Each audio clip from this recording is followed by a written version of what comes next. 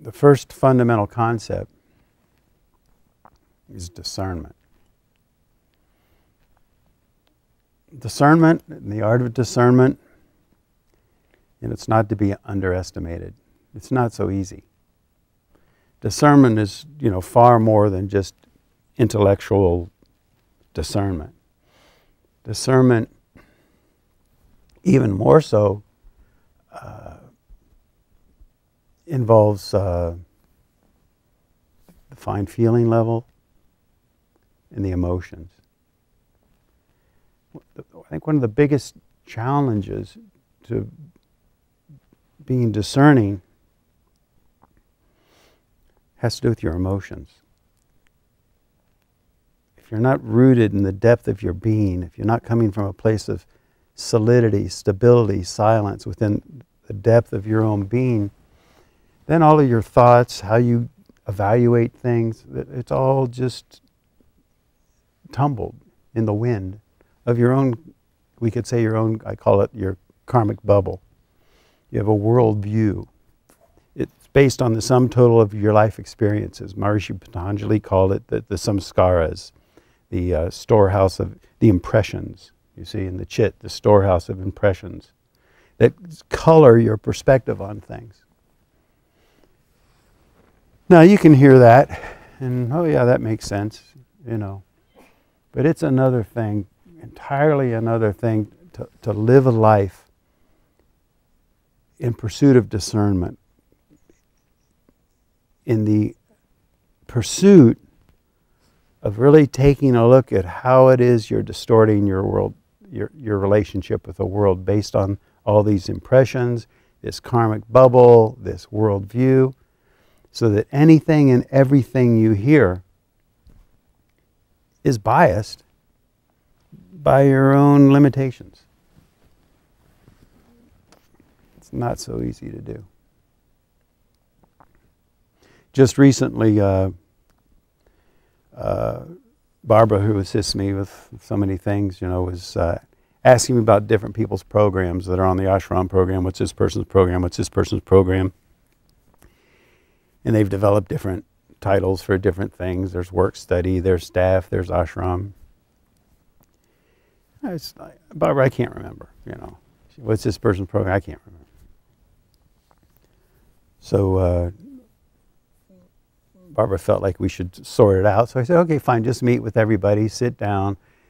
Certain things I do remember, some things I'm not so sure about. Just sit down with each person individually and sort it all out. What's their program?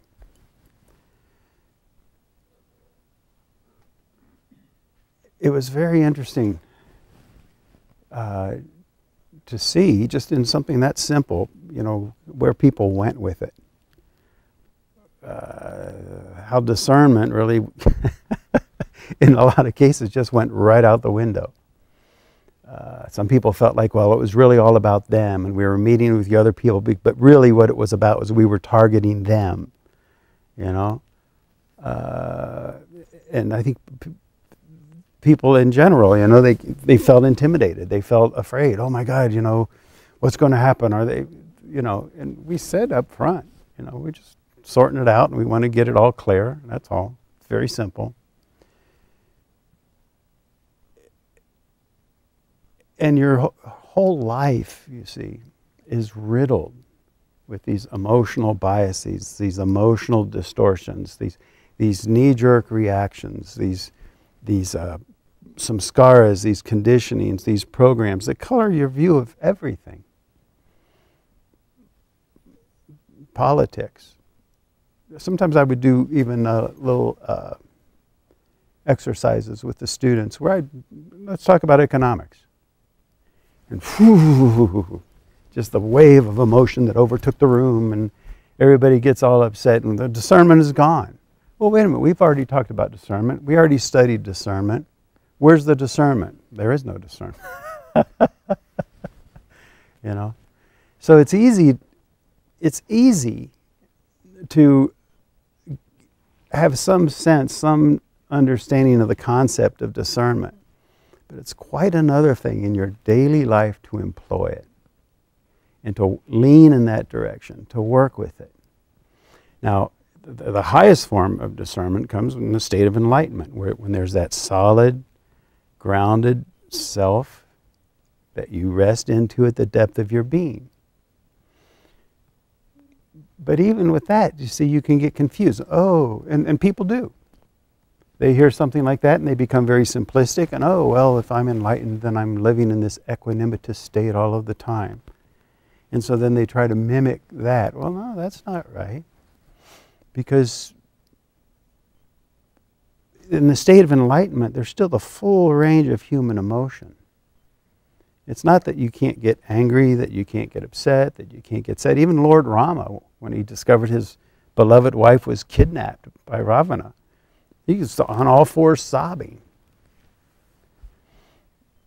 But the question is, you know, venting is one thing, if you want to call that venting. But how quickly or is one able to come back into balance and approach a thing in a mature and rational way? It doesn't even mean that your emotions around it will become completely quiet. You'll still have your feelings and stuff, but you don't allow those feelings to overshadow your behavior and overshadow how you relate to other people.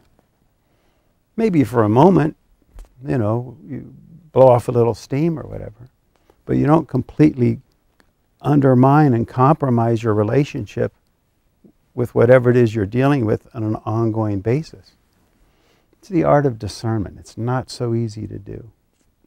And it's something that we lean in the direction of cultivating, keeping in mind that proper meditation is your biggest tool, your most powerful tool. But you assist the process by just watching how you behave. It's not so easy to watch how you behave.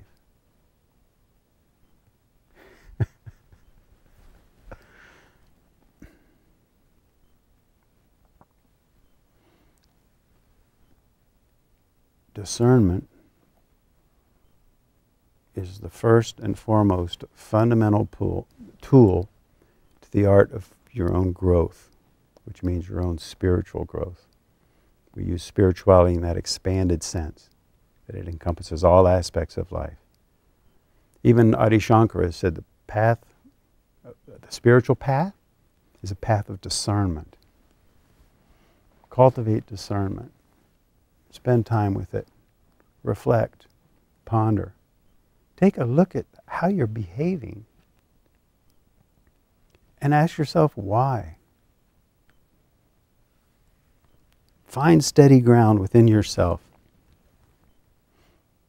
Strive to live from that place. But don't think that means you're an automaton. No, you'll have your emotional surges. It's life, even in the state of enlightenment, it's like a reed. It's rooted in the soil of being, Mother Earth, you see.